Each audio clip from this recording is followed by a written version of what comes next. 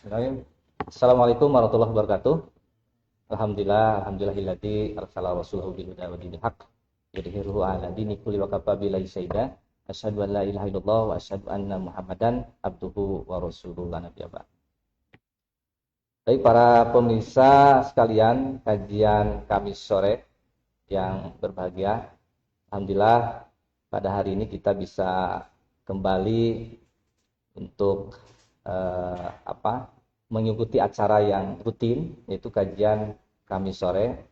Dan tentunya untuk minggu pertama ini kajian yang tidak biasanya.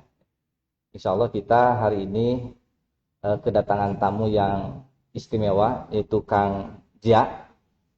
Beliau akan sharing dengan kita, ya, tentunya brainstorming dengan keahliannya, ya, dengan kebiasaannya juga begitu menangani permasalahan-permasalahan remaja. Karena minggu pertama ini kita akan setiap bulan akan berbicara terkait dengan permasalahan-permasalahan remaja.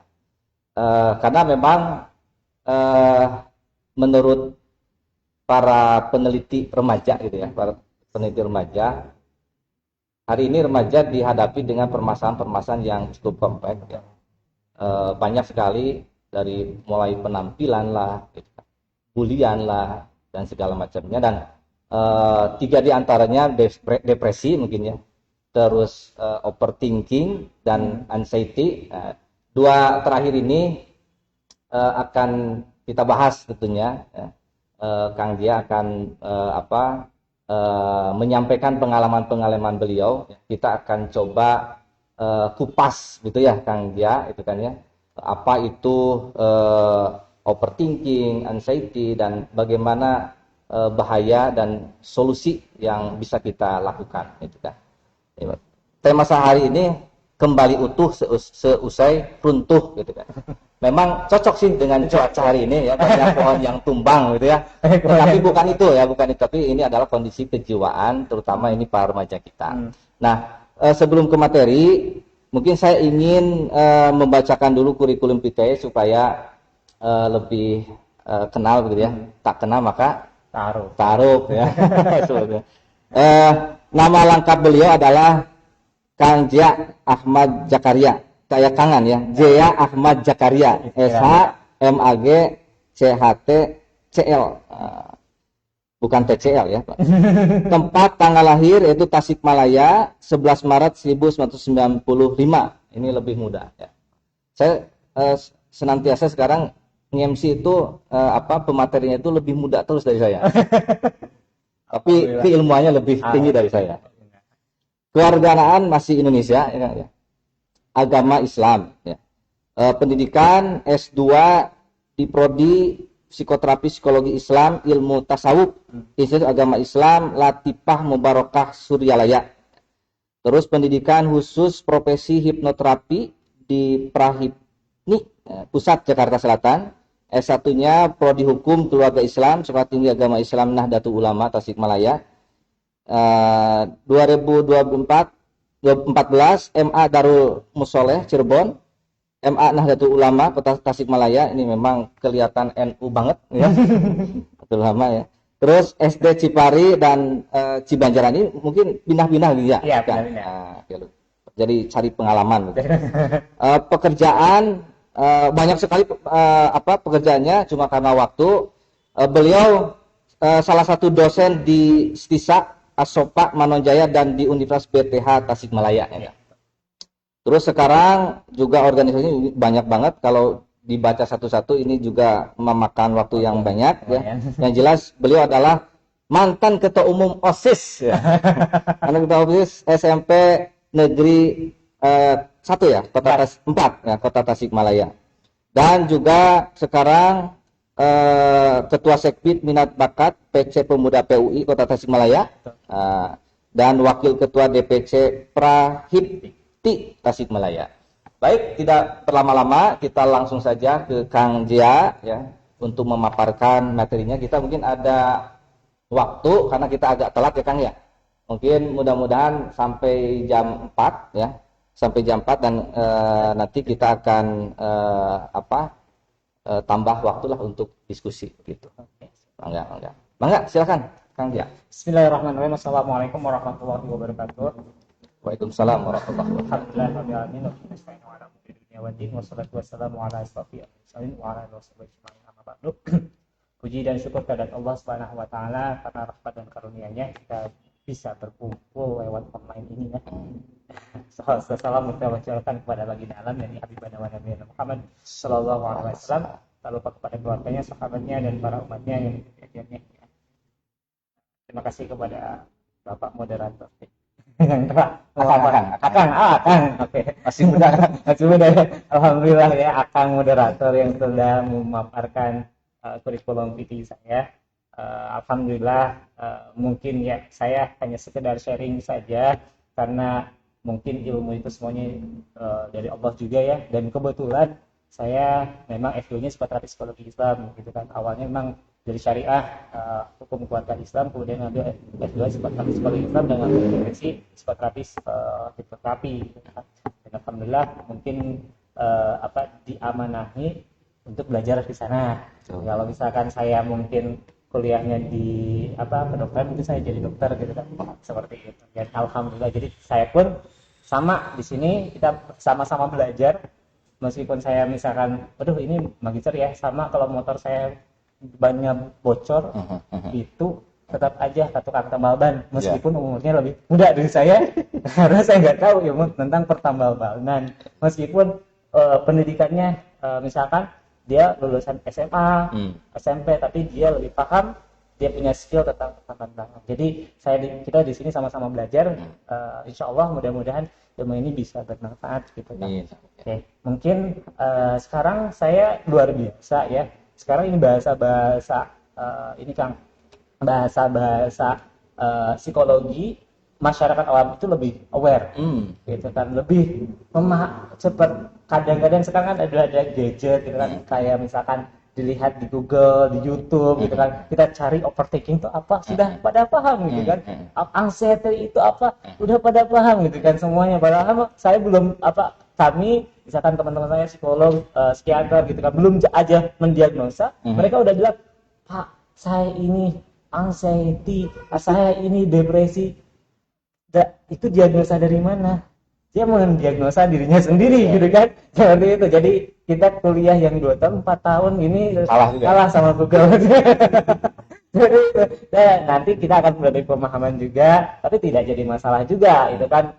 Salah satunya sebenarnya kalau kita ngobrolin masalah psikologis, psiko itu artinya kan jiwa, logos itu ada artinya ilmu tentang kejiwaan. Jiwa itu ada sesuatu yang tidak bisa dilihat, diraba. Beda dengan fisik ya. Kalau fisik misalkan akan jatuh, luka, bisa terlihat. Kalau misalkan retak tulang meskipun di dalam bisa di ronsen, itu fisik. Tetapi kalau misalkan masalah jiwa, itu tidak bisa dilihat. Yang bisa adalah dirasakan. Jadi yang ngerasainnya siapa? Ya klien kita. Jadi si psikolog ataupun psikoterapis itu hanya saya kan di sini sebagai psikoterapis ya, terapis psikologis ya. Jadi kita hanya bisa menjadi fasilitator. Jadi karena dalam rumusnya all psikoterapi self terapi. Setiap terapi psikologi adalah self terapi. Kemudian dalam psikoterapi, psikoterapi juga client center terapi. Terus tugas kita apa? Sebagai fasilitator. Jadi kita harus ada izin dulu untuk yuk kita bareng-bareng gitu kan. Ya kayak misalkan obat penenang, Pak. Obat penenang itu fungsinya untuk apa? Sebenarnya untuk menenangkan sesaat aja, tetapi tidak menyelesaikan masalahnya. Nah, makanya dibantu sama psikolog gitu kan. Itu pun sama gitu kan. Ada orang-orang yang terlalu berlebih overthinking akhirnya pakai obat penenang. Tapi kita juga harus sama-sama adanya konseling di sana untuk menyelesaikan masalahnya. Seperti itu. Nah, mungkin seperti itu. Mungkin ada jadi pertanyaan, Kang, kita tadi namanya itu pembukaan terus. Ya, apa itu overthinking? Ya, overthinking itu ya berasal dari kata over dan juga thinking gitu kan. Jadi yang artinya berpikir berlebihan ini adalah sesuatu momen di mana seseorang tenggelam dalam pemikiran di otaknya sendiri dan menghasilkan sesuatu kecemasan dan kekhawatiran pada diri sendiri. Aduh, takut nih gitu kan. Kalau hujan jadi saya mah kalau hujan suka pingsan gitu kan. Apalagi misalkan pemuda yang jomblo gitu kan. Kalau malam minggu itu pusing gitu kan. Dan itu adalah salah satu overthinking ya, salah satu overthinking juga ya. Jadi overthinking ini menguras tenaga dan waktu serta membawa penderitanya pada kondisi tidak produktif. Hal ini dapat menjadi gejala kronis seperti anxiety disorder. Kemudian overthinking ini membuat penderitanya berpikir jauh dari realita karena begitu tenggelam dalam pemikirannya itu sendiri. Jadi awalnya sebelum anxiety disorder itu ya overthinking dulu. Nah, kemudian apa yang menyebabkan seseorang itu anxiety disorder ya awalnya overthinking di sini ya. Kemudian yang menyebabkan kita galau ya, itu dua hal. Itu mengkhawatirkan masa depan dan menyalahkan masa lalu. Kalau mengkhawatirkan masa depan, aduh saya sukses nggak ya? Aduh saya ini nggak bisa dibayar nih hutang saya. Aduh takut nanti ada yang ada yang nagih. Terus saya misalkan takut saya disiksa atau aduh saya takut nih kemana-mana. Nah itu namanya anxiety.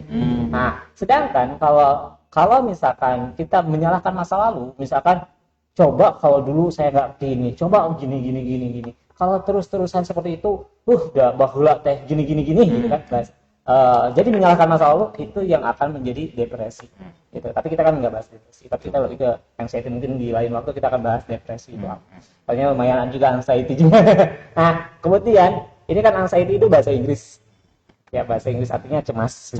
Jadi nggak salah juga kalau yang bilang saya anxiety, Kang Jia, saya anxiety. Ya nggak salah juga, gitu kan. Karena kalau orang Inggris mungkin kalau dia datang ke psikolog bilangnya saya anxiety, nggak mungkin saya abi teh cemas. Nggak juga gitu. Anxiety, tapi ada yang namanya anxiety disorder gitu. Ini yang dinamakan dengan kecemasan berlebih gitu. Jadi ada yang membedakan cemas dan kecemasan berlebih itu sendiri ya. Seperti itu. Jadi kecemasan adalah suatu suasana hati negatif yang ditandai dengan gejala fisik, ketegangan fisik dan kekuatan tentang masa depan ya. Itu seperti itu. Jadi ini yang dinamakan dengan, ada yang bisa bilang ini adalah salah satu psikosomatis gitu kan, merasa hal yang memang dia sebenarnya dalam fisiknya itu sehat, tetapi dalam psikisnya itu sakit. Gitu kan, karena dalam undang-undang kesehatan itu definisi sehat itu adalah baik secara fisik, psikis, sosial dan juga ekonomi ya. Fisik, psikis dan juga sosial gitu kan. Dan juga spiritual dan juga sosial gitu kan. Jadi sebenarnya fisiknya sehat, tapi spiritual dan juga psikisnya nggak sehat. Tapi memang itu kesehatan finansial juga memang bisa menjadi sumber dari itu. Bisa banget. Apalagi yang banyak utang gitu. Mikirin aduh kumaha ya, behas ya, bahasa Sunda kayak gitu. Itu termasuk anxiety. Tapi enggak juga, karena ada kita bisa mungkin itu gejala anxiety, tapi mungkin itu cemas biasa. Jadi kalau memang sudah masuk ke anxiety disorder, dia tidak bisa melakukan aktivitas sehari-harinya. Gitu. Jadi kalau cemas biasa, misalkan Akang misalkan nggak sama aduh deg-degan, misalkan tapi masih bisa beraktivitas, ya cemas biasa. Tapi kalau misalkan Akang misalkan aduh gak sama harusnya kan harus lebih bersemangat gitu kan. Ini malah takut gak mau kemana-mana, sieun ditagih ku DC dan lain-lainnya gitu kan. Nah itu udah bisa aja masuk ke anxiety di sana. Itu. Jadi cemas berlebih ibarat seperti inilah. Alam bawah sadar kita itu unik. Alam bawah sadar kita itu unik. Katakanlah misalkan kita permainan aja, misalkan bayangkan saja ini adalah sebuah jeruk nipis. Itu kan jeruk nipis, kemudian kita belah. Gitu kan, dibelah. Kemudian kita jilat jeruk nipisnya. Yang kerasa adalah mungkin asam. Kalau pemirsa ikutan, mungkin kalau misalkan nih pemirsa ikutan atau Akang sendiri boleh lah ikutan ya. Ini katakanlah jeruk nipis gitu kan. Bayangkan aja jeruk nipis, bentuknya, warnanya gitu kan. Kemudian kita belah tuh jeruk nipisnya. Habis dibelah, kemudian dijilat. Yang kerasa asam. Benar ya? Urut ya? Yang jadi pertanyaan adalah jeruk nipisnya ada nggak? Nggak ada. Tapi kok kita ngerasa asam, urui dan lain-lainnya ya? Nah itulah pikiran bawah sadar kita. Gitu. Jadi pada saat kita membayangkan hal itu benar-benar nyata terjadi. Ya, gitu. Itu benar-benar nyata. dan rasanya nyata terjadi secara fisik nggak ada, tapi kerasa. Itulah alam bawah sadar kita, dan itulah anxiety itu adalah itu jeruk nipisnya. Sesuatu yang tidak ada sudah terbayangkan. Makanya Allah nggak suka ya sama orang-orang yang seperti itu. Jadi seperti kita itu apalagi kalau yang udah parah, kalau kita anxiety berlebihan itu bisa jadi keputus asa. Sedangkan kan dalam surat Al-Hijr ayat 55-56 itu kan dijelaskan Allah nggak senang sama orang-orang yang putus asa. Itu disamakan sama orang kafir gitu kan. Terus surat Yusuf ayat 87 juga kan dijelaskan bahwa orang yang putus asa itu adalah orang-orang yang sesat gitu kan, disuruh sama Nabi Ibrahim pada saat itu ayahnya Nabi Yusuf nyuruh anak-anaknya untuk nyari Nabi Yusuf, tapi nggak bisa, nggak ada ikhtiar gitu kan, janganlah kamu putus asa gitu kan. Semua orang putus asa itu ada orang-orang yang sesat gitu kan. Dalam kisahnya seperti itu. Dan memang ternyata Allah nggak senang sama orang-orang yang putus asa, yang mengkhawatirkan masa depan. Yang mengkhawatirkan masa depan. Ya, yang apa yang dilakukan sekarang ya mulai saat ini dan seterusnya ya, kita sama-sama gitu kan. Kita sama-sama karena Allah nggak senang sama orang-orang yang mengkhawatirkan masa depan seolah-olah nggak ada ya. Kalau ada seniman Sujiwo Tejo pernah berkata seperti ini, jadi seorang yang kufur nikmat tuh kafir itu sederhana, yaitu khawatir aja besok makan apa. Sederhana ya, tapi dalam lah. Khawatir aja besok mau makan apa gitu kan, seolah-olah kita nggak percaya sama Tuhan gitu kan. Gitu. Jadi ya apa yang kita lakukan hari ini ya yuk kita bareng-bareng, istilahnya kalau kita mencari rezeki, kalau kita masih seolah-olah kan kita 1000 tahun usia kita. Nah, kalau misalkan kita ngomongin akhirat seolah-olah besok mau mati gitu kan, mau meninggal gitu kan. Seperti itu dalam banget bahasanya pada saat itu. Oh iya, sederhana gitu. Pada saat kita khawatir aja untuk masa depan besok, khawatir aja besok mau makan apa aja. Toh selama kita hidup insya Allah dikasih rezeki terus sama Allah kan, seperti itu ya. Kalau udah habis rezeki ya kita meninggal gitu kan. Insya Allah kalau seperti itu. Saya juga kan ini sharing sama bapak-bapak juga ya, akang-akang di sini juga. Waktu istri saya kan keguguran 2 kali. Istri saya keguguran 2 kali. Ya pada saat itu saya berpikir, meskipun pada saat itu saya pengen banget punya anak gitu kan. Jadi anak pertama, anak kedua keguguran. Saat itu saya bilang, oh ya Allah, berarti ini belum disiapin nih rezekinya. Gitu. Kan itu titipan, kita nggak punya apa-apa. Nggak punya apa. Ya udah, nggak jadi masalah. Nah, kalau misalkan begitu udah disiapkan rezekinya, berarti ya lancar, insya Allah lancar seperti itu. Jadi kalau misalkan ada punya anak yang banyak gitu kan, udah disiapin, nggak usah khawatir. Udah disiapin rezekinya. Kalau masih coba yang anaknya 12 itu masih bisa gitu kan bertahan hidup gitu kan, berarti udah dikasih rezekinya ya gitu, seperti itu insya Allah lah. Jadi itulah penyebab anxiety disorder itu sendiri. Kita sambil santai aja. Nah ini sambil ini ya, sambil boleh ya sambil boleh ini ada temen nih ya, temen yang habis lahiran itu jadi serba takut. Oh iya. Itu apakah itu masuk juga ke anxiety itu gitu, atau gimana itu? Jadi serba takut ya. Ini juga harus dilihat dulu apakah memang punten ya, apakah ada beberapa misalkan medisnya, bidannya bilang, "Kok Bu, kenapa ini kok susah banget?" gitu kan. Orang lain Pak mudah. Nah, ini juga saya kan ngajar di salah satu prodi keperawatan. Saya bilang gitu kan ke para medis, gak boleh ngucapin hal-hal yang kayak gitu. Itu bisa masuk ke alam bawah sadar kita. Gitu kan. Karena itu sudah diteliti sama Rhonda Byrne dalam bukunya itu The Secret ya, Hukum Law of Attraction. Apa yang sering kita ucapkan itu yang akan terjadi gitu kan. Kalau apapun itu pada saat dia ucapkan, kadang-kadang kalau alam bawah sadar kita sedang menerima itu bisa masuk ke dalam otaknya. Kok susah banget sih ngelahirin gitu kan, seperti itu. Maka itu harus di reset ulang. Harus diterapi, memang harus diterapi supaya dia mau berani lagi gitu kan. Itu seperti itu. Jadi sebenarnya kalau hukum law itu sendiri sudah ada dalam hadis qudsi ya, kata Allah, aku berserah prasangka hambaku, kalau hambanya prasangka yang baik maka Allah kasih yang baik, kalau hambanya prasangka yang jelek maka Allah kasih yang jelek, seperti itu kan. Sebenarnya 14.000 tahun yang lalu sudah ada, sebetulnya. gitu kan. Makanya itu kuliahan saya di sana. Bagaimana teori-teori orang orientalis ternyata sudah ada jauh 14.000 tahun sebelumnya sudah ada dalam hadis juga Al-Qur'an seperti itu. Jadi memang harus dilihat kalau misalkan ada kisah sebuah kasus seperti itu memang harus dilihat dulu ya. Apakah itu dari medisnya, para medisnya, apakah itu memang mindsetnya dia, karena dia sering tadi ya, sekarang mah sudah pada aware gitu kan, bahwa zaman dulu mah orang-orang sekarang gini aja, ini juga luar biasa pada saat tahun 2019 angka depresi di Indonesia itu 19 juta. Penduduk Indonesia 200 lebihan lah ya. Ya, 19 juta. Kemudian pada saat COVID kemarin setengahnya. Dia sakit.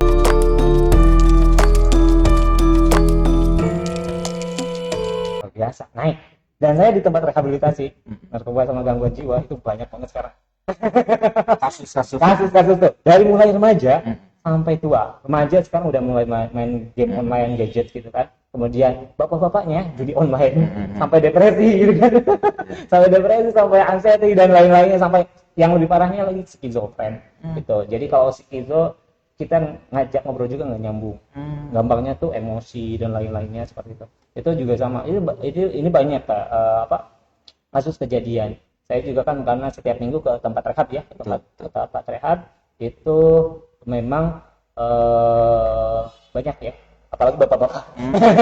Jadi sebenarnya kalau saya ya di akhir zaman ini memang sih kalau dilihat dari angka sensus penduduk ya di Indonesia itu angka laki-laki dan perempuan itu seimbang lah. Laki-laki itu 49%, perempuan 51%. Tapi angka rentan usia mengalami depresi laki-laki di usia produktif itu lebih banyak, lebih tinggi ya lebih tinggi daripada perempuan ya, yang meninggal juga lebih banyak.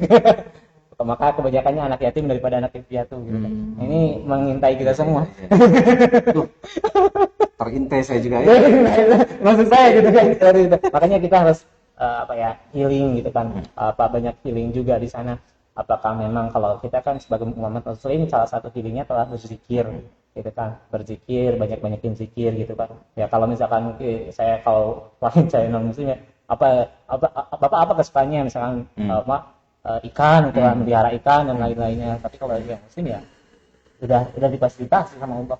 Kalau gini ya, kalau ini kembali ke anxiety, ini anxiety sama depresi itu sebenarnya perbedaan, dan kalaupun ada perbedaan gimana tuh membedakannya antara anxiety sama depresi? Depresi akut katanya. Oh iya. Depresi akut ya. Sebenarnya depresi itu awalnya stres biasa. Ya, stres biasa. Kalau anxiety dari overthinking berlebih gitu. Dari sana. Jadi stres, jadi mengulang-ulang masa lalu. Kalau depresi kan mengulang-ulang masa lalu. Kemudian coba kalau saya nggak kayak gini. Coba kalau saya nggak kayak gitu, gitu kan. Terus misalkan ini kadang-kadang pemikirannya bagus, misalkan coba kalau saya dulu lebih memuliakan orang tua kayak gitu, sehingga orang tua saya kan nyesel orang tua saya udah meninggal, terus aja muter-muter bisa. Emang pemikirannya bagus itu, pemikirannya bagus, tapi kalau misalkan kayak gitu kan akhirnya mengalami depresi, gitu kan. Jadi akhirnya nggak mau kerja, nggak mau apa. Nah, kalau anxiety ini sendiri biasanya mengkhawatirkan masalah di awalnya dari overthinking itu, awal mulanya dari overthinking, pemikiran-pemikiran yang sebenarnya yang sederhananya aja kayak gini lah. Hati-hati kepada orang yang mabuk kendaraan. Jadi sebenarnya kan kita ngobrol ya. Iya. Yang suka mabuk kendaraan maksudnya. Yang mabuk kendaraan. Ini juga sama. Dia gini. Orang yang mabuk kendaraan itu unik. Yang maksudnya tuh kita ngobrol sama orang mabuk kendaraan. Misalkan Akang nggak dulu teman ya, punya teman. Yuk kita naik, kita ke Pangandaran. Abima osok mabuk. Saya mah suka mabuk, gitu. Mabuk kendaraan. Yang jadi pertanyaan, udah naik belum? Belum. Iya. Dia udah memikirkan hal yang belum terjadi. Ini gejala anxiety. Ini gejala anxiety gitu kan. Nah, itu belum terjadi, Pak. Kang, udah belum terjadi, tapi dia udah mengkhawatirkan dulu. Ya, akhirnya pada saat dia naik karena udah mindsetnya itu, kognitifnya udah bilang bahwa saya akan mabuk, ya akhirnya dia mabuk kendaraan. Gitu, seperti yang dipikirkannya gitu kan. Nah, makanya saya juga suka menterapi orang-orang yang mungkin saja penyebab yang mabuk kendaraan, mungkin saja waktu pertama kali dia naik kendaraan, misalkan dia kondisinya kurang fit. Namanya kalau orang yang biasa juga kalau kurang fit mungkin orolo kan masuk angin gitu kan, seperti itu. Mungkin pada saat dia pertama kali kurang fit dan lain-lainnya sehingga dia mabuk kendaraan, sehingga akhirnya dia mindset bahwa saya itu mabuk kendaraan. Mungkin saja orang tuanya mabuk kendaraan sehingga dia pun akhirnya mindset dia mabuk kendaraan. Itu banyak penyebabnya. Jadi harus dilihat dulu apa sih latar belakangnya dia kok jadi mengkhawatirkan masa depan, kok jadi anxiety gitu kan. Apa yang menyebabkannya. Jadi harus dilihat dulu ini awal mulanya gimana, sumbernya gimana. Makanya obat penenang itu hanya menenangkan sesak. Tapi sumber masalahnya tidak selesai. Gitu, makanya harus itu adalah dari psikologi ya. Ya, gitu. Jadi salah satunya adalah dengan konseling psikologi, psikoterapi. Jadi seperti itu. Oke. Terus apalagi iya. Kang, mangga dilanjutkan saja. Sendiri aja. Dipotong terus. Santai aja kan talk show. Silakan. Jadi apa yang terjadi jika Anda mengalami respon dalam ketakutan ketika tidak ada yang perlu ditakuti, yaitu jika Anda memiliki atau dalam yang palsu seperti itu ya. Jadi sebenarnya tadi anxiety itu adalah sesuatu yang sebenarnya kita memikirkan hal yang belum terjadi. Memikirkan udah stres duluan. Belum apa-apa udah stres duluan. Nah, gitu. Faktor penyebabnya banyak ya. Nanti kita lihat ya. Awalnya awalnya bisa dari panik ya, dari panik ya. Ini bahasa Yunani. Yunani ya. Kemudian dalam psikopatologi, serangan panik didefinisikan sebagai pengalaman tiba-tiba dari ketakutan yang intens atau ketidaknyamanan akut disertai dengan gejala fisik yang biasanya meliputi jantung berdebar, nyeri dada, sesak napas, dan mungkin pusing. Nah, ini panik attack namanya ya. Bisa juga jadi salah satu anxiety atau misalkan GERD, asam lambung naik, dada berdebar gitu kan. Akhirnya sebenarnya kalau kita ngobrol ya, misalkan lambung itu bisa juga awal mulanya dari cemas. Makanya kemudian kalau paru ya, kalau misalkan sakit paru biasanya dia orangnya gampang, kalau di dalam dunia psikologi ya, bagus. kalau paru-paru biasanya orangnya tuh gampang sedih gitu kan, gitu kan, nangis. Makanya kalau misalkan orang yang sedih nangis, coba tarik nafas, hembuskan kayak gitu kan. Kemudian hati gitu kan, biasanya orangnya gampang emosi, gampang seuzon kayak gitu ya. Jangan gampang suzon.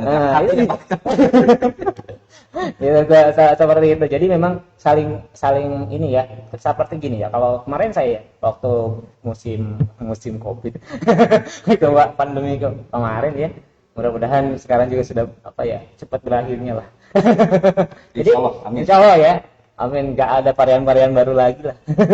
Jadi gini, 4 menit kita stres itu bisa menurunkan imun kita 24 jam. Jadi kalau Akang stres 8 menit, nah 2 hari itu imunnya itu ya, berkurang. Itu juga waktu saya sharing sama dokter dalam, waktu saya di rumah sakit yang di dekat astagfirullah. Terus saya kalau lu definisi lupa itu ada ingat kepada yang lain. Ya, salah satu dokter dalam yang ada di Kota Tasik lah gitu kan. Salah satu dokter dalam yang ada di Kota Tasik, dia ngobrol seperti itu. Iya benar, pada saat dilihat juga seperti itu. Jadi kalau kita stres 4 menit aja, itu bisa menurunkan imun kita 20%. Itu yang waktu saya ibu saya kan waktu Juli 2021 kena itulah, kita termasuk LC ya, lulusan COVID gitu. Kalau yang lain mah lulusan Kairo gitu. Kalau saya lulusan COVID gitu kan. Jadi waktu itu pada saat itu ibu saya saya lihat, karena saya mempelajari itu ya, kok ibu saya kena ini psikisnya. Jadi memang semua kerasa. Dan memang psikis itu kan nggak bisa dilihat. Betul. Tapi ibu saya merasakan wah gemetar dan lain-lain. Saat itu ibu saya yang kena COVID duluan. Terus saya izin sama istri saya, Neng, AA mau ke rumah ibu. Mungkin agak lama. Neng mah, saya juga mau istilahnya mah pada saat itu saya memberanikan diri, saya kan nggak tega ya. Pada saat ibu saya diisolasi, dikasih makannya tuh aduh di luar gitu kan, aduh saya mau beranikan diri aja gitu kan, karena saya takut ibu saya kena psikisnya. Akhirnya saya masuk ya, emang efeknya ya saya kena gitu kan. Tapi pada saat itu ibu saya berangsur-angsur membaik karena ada yang nemenin ngobrol, ada yang nemenin ini bercerita. Yang awalnya dia harus isolasinya 2 mingguan, akhirnya 1 bulan. Karena setelah beliau sudah selesai, dia malah menemani saya. Menemani saya gitu kan. Sorry, tapi alhamdulillah ya saya sehat, ibu saya sehat. Jadi memang pada saat itu banyak hikmah lah. Pada saat itu saya bikin ya konten juga di YouTube bagaimana untuk bahagia saat pandemi, bahagia pada saat kena yang kayak gitu kan, seperti itu. Tapi alhamdulillah banyak waktu di WhatsApp dan lain-lainnya ya banyak yang mengalami anxiety, banyak yang mengalami depresi. Kalau depresi itu ada yang dua-duanya gitu kan, ada yang kayak misalkan coba kalau dulu saya nggak ke rumah A, saya nggak akan kena nih. Nah itu bisa jadi depresi. Coba kalau anxiety, aduh gimana ya kalau saya umurnya pondok, aduh gimana ya kalau anak saya gimana nih, nah, itu jadi lebih ke depan ya. Iya, kalau anxiety itu ya. Lebih ke depan seperti itu. Jadi ya seperti itu. Jadi ada beberapa pengaruh ya, misalkan anxiety ini bisa dari pengaruh negatif, kemudian dari gejala simptomatik, dan ketegangan berorientasi, kemudian masa depan, perasaan bahwa seseorang tidak dapat memprediksi atau mengontrol peristiwa yang akan datang, gitu kan. Jadi beda ya, itu putus asa loh. Beda sama kita kan, saya kalau klien saya kalau yang menderita anxiety atau depresi, dia bilang saya tuh udah berusaha, saya tuh berusaha untuk ikhlas tapi susah. Pada saat itu saya ngobrol aja, memang ikhlas dan sabar itu sesuatu yang mudah untuk diucapkan, tetapi sulit untuk dilakukan. Tapi saya yakin kok setiap orang bisa tawakal. Tawakal itu apa? Ikhtiar, kemudian serahkan semuanya kepada Allah. Gitu kan. Ini bapak dan ibu kabar baiknya datang ke sini itu ikhtiar. Ini salah satu untuk bentuk ikhtiar, mudah-mudahan jadi amal kebaikan buat ibu gitu kan, dan bapak gitu kan, seperti itu. Jadi memang memang ini ujian yang paling berat itu adalah ujian sakit.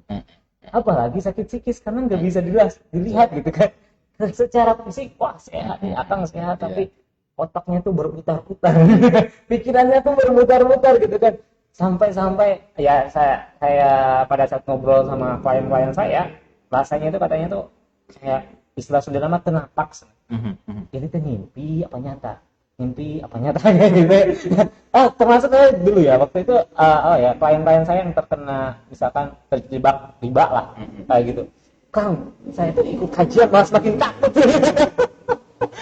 Ih serius, ditakut-takutin sama ustadznya, sama kayak jinahi ibu kandungnya sendiri dan lain-lainnya. Aduh, emang betul gitu kan. Tapi ya kalau untuk yang terkena seperti ini, istilahnya pada saat ngobrol dengan mereka memang harus dengan akhlak. Yang disampaikan sama ustadznya betul. Cuman ini kan kondisinya soal itu. Jadi seperti saya tuh kayak disalahin gitu kan. Dia semakin takut ikut kajian pun. Semakin takut gitu kan.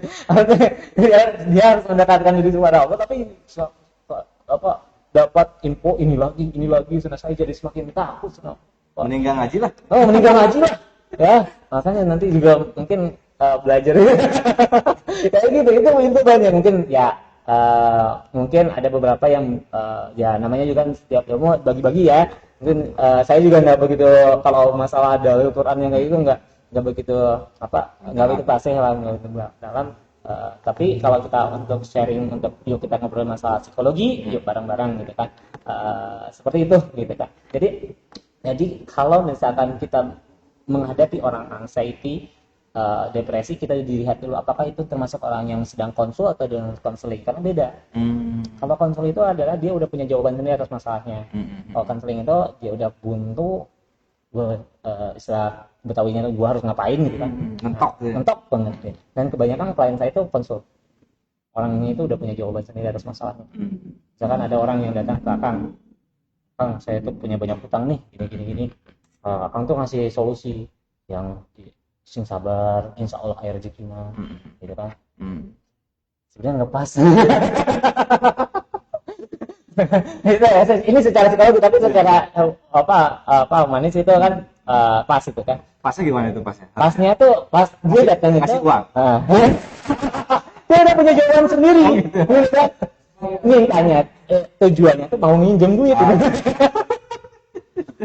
Sama konsul. Gitu, makanya kalau misalkan dalam konsul, kalau saya ada yang kayak gitu ya saya bilang, boleh nggak saya ngasih saran, izin. Yang terpenting adalah izin. Kalau misalkan ada orang yang konsul, oh ini konsul nih, dia udah punya jawaban sendiri atas masalahnya. Salah satunya ada caranya adalah dengan izin.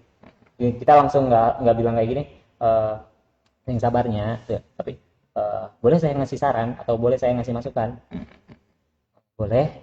Alangkah lebih bagusnya kamu lebih banyak dekat diri sama Allah, insya Allah kayak jawaban dia bisa lebih menerima seperti itu. Karena dia udah membolehkan gitu. Kalau kita langsung sabaronya ya karena kehidupan dari itu jadi kadang-kadang nggak nyambung gitu kan. Pamit itu Abi mau konsultan. Nah, dia udah punya jawaban sendiri atas masalahnya itu. Oh iya, dia datang ke sana tuh ya sebenarnya tujuannya pengen minjem duit tapi nggak apa ya istilahnya tuh kagok lah seperti itu. Baik Kang, menarik ya, anxiety ini masih panjang kan materinya Kang? Iya, mangga aja Sambil ini aja lah dialog ya. Makanya ada yang ada yang mau bertanya para pemirsa. Oke.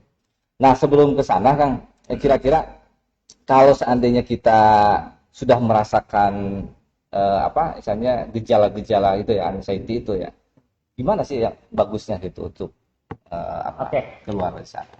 Apabila kita sudah masuk ke gejala-gejala itu ya, yang pertama memang kalau misalkan kita bisa sharing sama keluarga, kalau misalkan keluarga kita tidak paham, memang konsultasikan kepada ahlinya, gitu kan. Bisa langsung konsultasikan ke psikolog, ke psikoterapis, gitu kan. Kalau saya sarankan memang ke psikolog dulu atau ke psikoterapis dulu sebelum ke psikiater, karena kalau ke psikiater biasanya langsung dikasih obat aja gitu kan. Itu. Tapi tidak semua psikiater ya. Ada juga yang psikiater yang mengkonseling dulu. Tapi alangkah lebih bagusnya memang ke psikolog. Kalau psikolog kan lebih banyaknya lebih banyaknya berdiskusi dulu, mengasesmen dulu. Psikoterapis juga sama, mengasesmen dulu ini awalnya penyebabnya kayak gimana, gitu kan. Bukan cuma untuk menenangkan sesaat aja, tapi harus disembuhkan juga awal mula dia mengalami anxiety-nya itu sendiri gitu kan. Awal mulanya seperti apa gitu kan. Karena dan memang mungkin saja bukan kalau misalkan kita merasa itu adalah anxiety, ada kabar baik dan kabar buruk. Kabar baiknya adalah setiap orang itu memang ada rasa cemas. Ada dua tipe manusia yang tidak merasakan cemas. Yang pertama adalah psikopat. Yang kedua psikopat. Yang kedua adalah orang yang meninggal. Itu yang tersisa adalah psikopat. Itu. Jadi kalau kita merasa cemas itu adalah sesuatu hal yang manusiawi, manusiawi. Gitu. Kalau tidak ada rasa cemas, misalkan putarnya Kang, ada yang tabrakan, lalu orang deg-degan, itu normal. Tapi kalau misalkan nggak deg-degan terus orang yang terus dicanak, misalkan tangannya patah gitu, buntung, terus kita dipegang kayak gini, itu psikopat. Nggak ada rasa takut sama sekali. Itu berarti itu juga gangguan kejiwaan. Kalau anxiety atau misalnya masuknya ke Maksudnya kok ada ODGJ ya, itu skizo, udah yang parah-parah lah. Orang dalam gangguan jiwa. Kalau ini masuknya ODMK, orang dalam masalah kejiwaan. Gitu, masalah kejiwaan. Jadi nggak gangguan jiwa. Ini ada masalah masalah dalam kejiwaannya. Maka itu bisa diterapi. Angkalan bagusnya memang ke ahlinya baik itu psikolog. Kalau ini sih kan runutannya gimana sih tadi ya anxiety terus tadi skijon gitu ya. Oh iya istilahnya ini asing gitu ya. Terus depresi akut itu gimana Kang itu Kang? Jadi kalau kita ngobrolin masalah psikologi itu setiap orang beda-beda. Nggak bisa dilihat. Kurang misalkan Bapak ya Kang siapa? Indra. Kang Indra ya, Kang Indra misalkan pada saat punya hutang biasa wae. Ada mungkin Kang Pulan kalau punya hutang, waduh deg-degan. Karena apa yang menyebabkan kayak gitu? Bisa dalam pola asuh keluarga. Itu pola asuh. Misalkan malah makanya dalam teorinya siapa John Locke, bayi itu terlahir seperti sebuah kertas putih yang menyebabkan baik atau jelek adalah orang tuanya. Itu namanya teori tabula rasa. Ternyata ada lagi juga ada. Ya hadis arba'in ya, kullu maudin wa fitrah gitu kan. Bayi itu terlahir seperti sebuah fitrahnya itu bersih, yang maksudnya konotasinya Yahudi Nasrani adalah orang tuanya gitu kan. Tapi sebenarnya 14.000 tahun yang lalu sebelum teorinya si John Locke sudah ada dalam Al-Quran itu kita dapat lagi.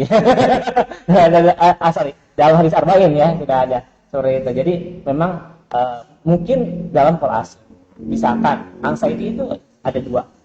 Ya, kalau dilihat dari pola asuh. Sebenarnya kalau genetik itu nggak begitu gede. Yang paling gede adalah pola asuh kebiasaan. Kalau ibunya memang kebiasaannya cemas, itu bisa nular. Tapi bukan nular secara genetik, tapi pola kebiasaan itu. Ya, bisa aja genetik, cuma sekian persen, nggak sampai 2%-an lah. Saya harus buka lagi jurnalnya ya, gitu ya. Jadi memang nggak begitu besar. Yang paling besar adalah pola asuh. Jadi kalau misalkan orang tuanya cemas, bisa jadi cemas. Atau misalkan waktu kecilnya itu dia itu selalu dimanjakan, ya, dimanjakan sehingga pada saat dia jadi apa-apa sama orang tua dipenuhi, misalkan berikan kak, misalkan dia mahasiswa masih suapin, orang udah manja banget, itu juga hati-hati Bu. Ini untuk para ibu-ibu dan bapak-bapak hati-hati, karena itu juga bisa menjadi penyebab anxiety. Pada saat kita orang tuanya nggak ada atau apa, dia tidak bisa mandiri. Kemudian atau misalkan dia masuk ke dunia kerja, ternyata dia kok ada yang ngatur-ngatur dia, sedangkan di rumah nggak ada yang ngatur-ngatur dia. Itu juga jadi gampang emosi, gampang marah dan lain-lainnya.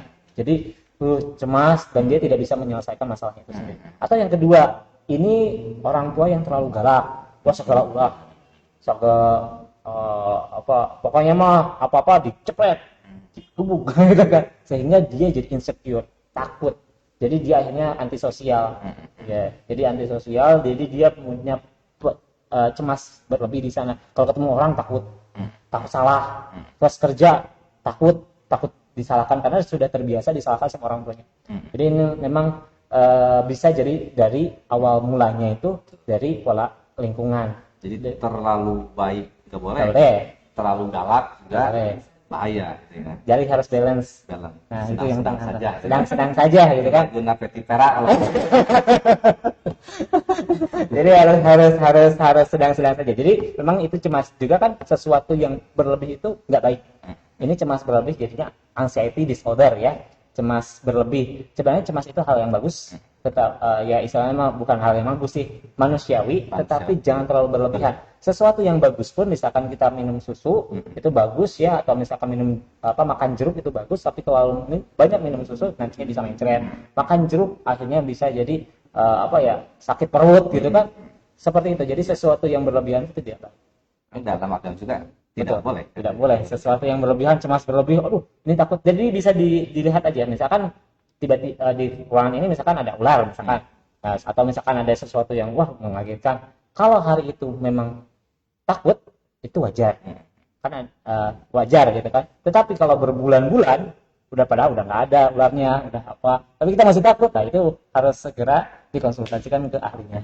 Kang, bahaya dari anxiety ini ya, yang pernah mungkin terjadi atau pengalaman Kang Jia itu dalam menangani orang-orang anxiety seperti apa itu? Dampak yang terparah lah gitu. Dampak yang terparah tadi ya kan dalam runtutannya ya, tadi juga ditanyakan runtutannya. Jadi sebenarnya kalau misalkan memang ini tidak segera ditangani, apalagi di lingkungannya tidak ada yang katakanlah tidak ada yang mengerti dia, mungkin karena ya kan beda-beda ya. Kalau jiwa itu beda, nggak bisa diprediksi gitu kan. Jadi saya juga misalkan setiap orang beda-beda. Waktu itu waktu awal-awal saya kuliah memang lah kok kok cuman dia kayak gini kok stres gitu kan. Oh ya ternyata ada penyebabnya mereka. Kita tidak bisa mengira-ngira, menduga-duga. Misalkan ada orang yang kelihatan bahagia ternyata dia gampang stres. Saya banyak klien saya dia pakai kendaraan yang mewah, Xpander, Pajero dan lain-lainnya. Oh karena mau mewah lah gitu kan. Pada saat datang langsung napak tarang balik ya. Kang, tahu nggak apa? Hutang saya itu lebih gede daripada aset saya. Saya bingung nih mau bayarnya kayak gimana gitu kan. Gitu kan kita hanya bisa menduga-duga, kelihatannya tuh dia itu bahagia, dia itu senang gitu kan, ternyata dia itu mengalami stres kan, mengalami depresi dan lain-lainnya. Jadi kalau misalkan kita ngomongin kalau segera tidak ditangani, memang dampak parahnya bisa aja ke segitu itu ya ODGJ ya kan. Jadi memang dia nggak nyambung, jadi udah kacau balau, jadi itu ya gejala. Kalau saya sebutkan takutnya dicocok-cocokan ya. Jadi intinya ini tuh merasanya tuh ini nyata, mimpi gitu dan lain-lainnya kayak gitu kan. Yang saya pernah yang ngobrol sama orang yang sudah sembuh, gitu kan. Mereka tuh ya Kang, saya masih ingat dulu waktu saya sebelum ke tempat rehab ya, saya digini sama petugasnya, saya ngamuk-ngamuk. Tapi waktu itu sadar. Cuman saya nggak bisa ngontrol diri saya, gitu, nggak bisa ngontrol diri saya. Jadi ya kalau saya nanya kepada orang-orang yang pernah mengalami ODGJ dan lain-lainnya kayak gitu, naudzubillah semoga kita itu dihindari dengan pikiran kayak gitu ya. Tapi memang yang paling parah kalau tidak segera diobati bisa sampai ke sana, bisa ke skizofren, bisa ke ODGJ gitu kan. Kalau nggak segera kalau kita sudah aware nih, udah tahu istilahnya, segera minta pertolongan. Jangan malu, misalkan kita kan dengan kata psikolog, psikiater, wah ini ODGJ enggak, langsung aja gitu kan. Sama kayak kayak waktu kita kecil ya, kita ke BK padahal nggak harus orang yang bermasalah doang gitu kan, kita curhat. Saya juga dulu kalau ke BK curhat gitu kan, karena saya mondok ya waktu itu, jadi bukan santri ya, soson kak istri ya.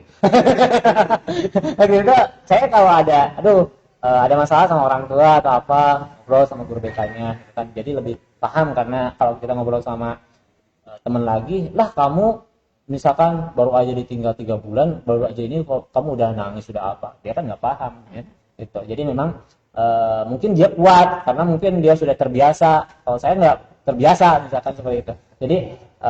Jadi memang kalau misalkan sudah mengalami gejala itu, segera minta pertolongan kepada yang ahlinya.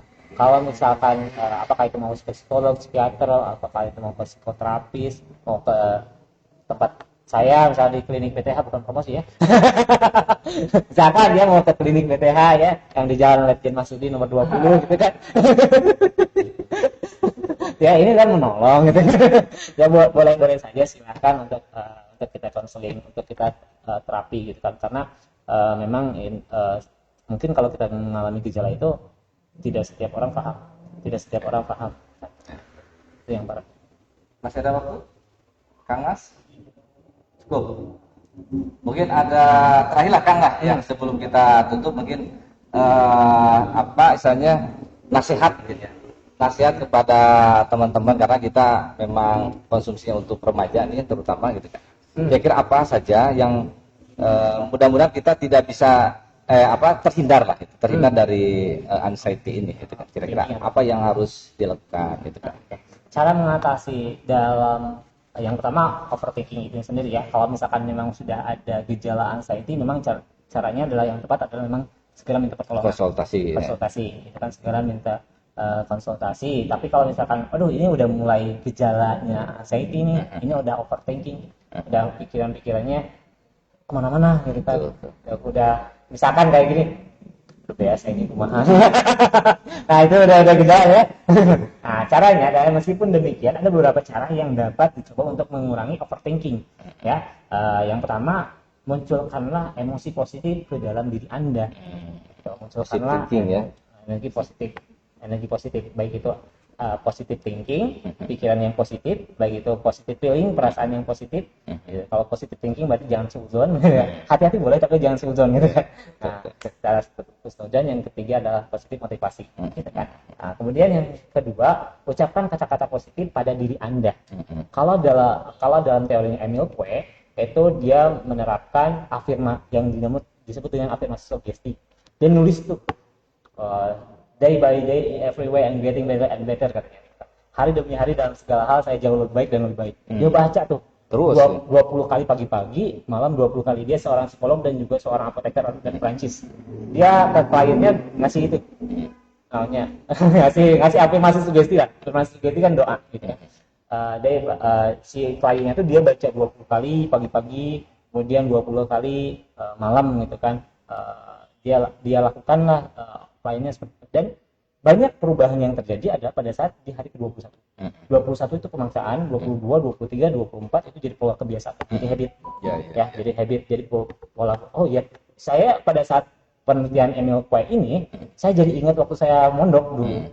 Kata kiai saya, kalau misalkan kamu rezekinya lancar, baca surat Al-Waqiah di sholat subuh. Saya baca aja dari mulai aliyah, kemudian S1, S2 sampai saya nikah baca. Kalau hari itu saya gak baca surat Al-Waqiah kayak sakit gitu. Saya itu jadi sebuah habit gitu kan, jadi sebuah kebiasaan. Saya kemarin ya misalkan waktu itu, hari Minggu tuh saya capek banget, kemudian pada saat bangun agak kesianan nih subuh. Jam 5 lebih lah gitu. Lalu saya langsung sholat subuh, kemudian istri saya nyuruh kegiatan lain. Mendain kendaraan, kemudian beli galon. Aduh, saya belum baca surat Al-Waqiah. Itu bener, Pak. Kang, deg-degan hati itu. Deg-degan ini belum baca. Terus habis mandi, habis mandi, terus sholat duha langsung baca Al-Waqiah. Habisnya tenang banget. Ya, jadi emang ini sebenarnya pola, sebenarnya dalam Emil Quay ini sendiri ada lagi di Islam yang 40 hari.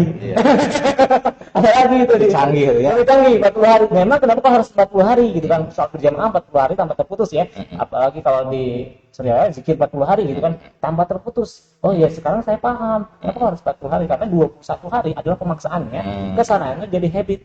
Kalau sudah habit, kalau kita tidak melakukan itu jadinya asa ada yang kosong, ada kayak utang. Gitu. Itu yang saya pribadi alami gitu. Saya nggak bisa kalau pagi-pagi nggak baca Al-Waqiah dulu. Saya kayak udah kayak utang kalau nggak ngelakuin itu kayak gitu. Itu kan kebiasaan yang baik ya, daripada kita bacaan yang nggak pararuh gitu kan. Tapi minimalnya kita bikin afirmasi. Misalkan afirmasinya boleh dah kalau misalkan teman-teman di sini yang sedang menyaksikan, kita awali karena kita muslim ya. Bismillahirrahmanirrahim.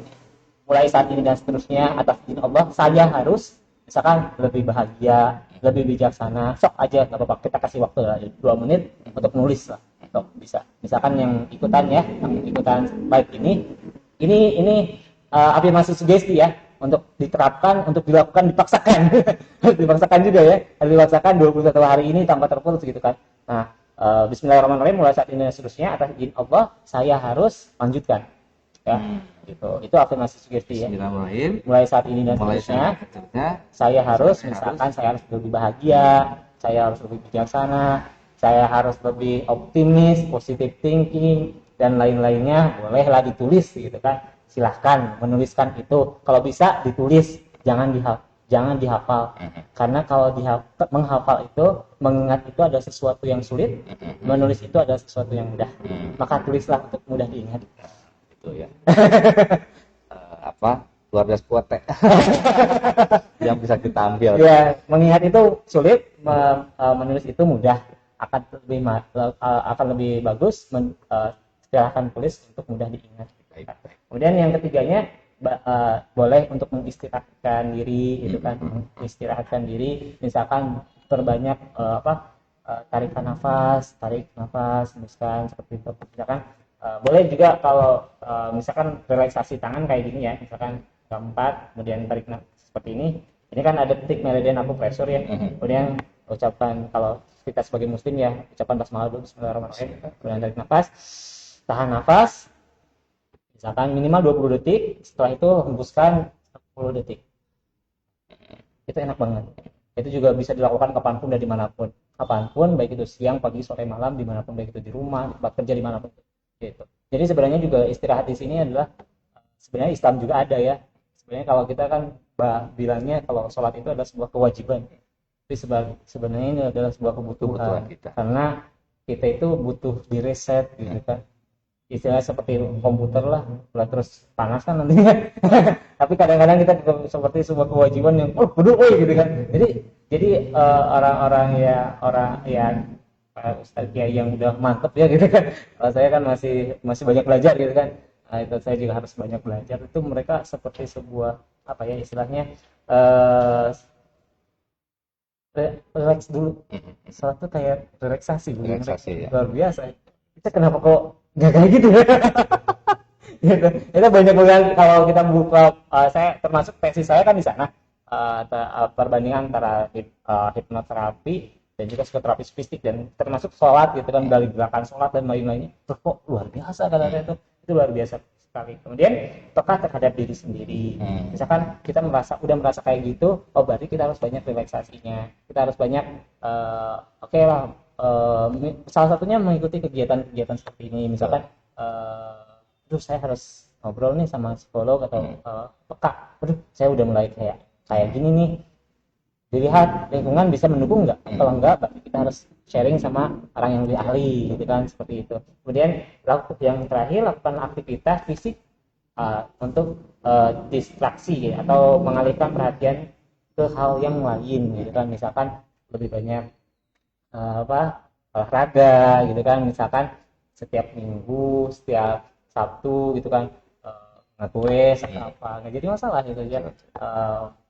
Gerakan futsal gitu kan dan lain-lainnya, tapi memang ada jam untuk kita untuk aktivitas fisik gitu kan. Bergeraklah gitu. Bergeraklah, jangan mager gitu kan. Sekarang kan luar biasa ya, adanya gadget, adanya apa, anak-anak tuh jarang bergerak. Harus benar ya, sebagai misalkan kita sebagai orang tua, sebagai ayah, ya haruslah ngajakin anaknya, yuk kamu dulu. Tapi emang bukan cuma disuruh aja keluar tuh, tapi kitanya pas diam juga gitu kan. Harus bareng-bareng sama bapaknya gitu. Diajak, bukan suruh gitu kan. Nah, kayak gini ya, nyuruh sholat tapi bapaknya masih main HP gitu kan. Nah, itu juga nggak bagus gitu kan, seperti itu. Jadi harus benar-benar ngajak gitu kan anak, supaya memang karena saya juga kaget ya, angka orang yang mengalami anxiety sekarang itu di usia-usia produktif.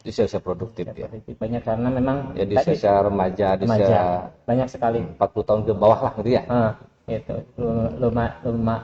banyak sekarang, karena mungkin karena fasilitas lebih canggih dibanding dulu ya. Kalau dulu kan kita harus apa-apa harus ada interaksi. Sekarang kan dengan adanya fasilitas, mau kemana, mau beli apapun tinggal klik gitu kan, nggak harus ke kemana-mana gitu kan. Jadi sebetulnya kemudahan itu justru tidak selalu positif ya. Kadang-kadang bisa mengakibatkan negatif juga ya. Ada positifnya, ada negatifnya. Baik Kang, ini sebenarnya sangat menarik ya pembahasan kita. Hanya mungkin waktu jua yang membatasi pembahasan kita.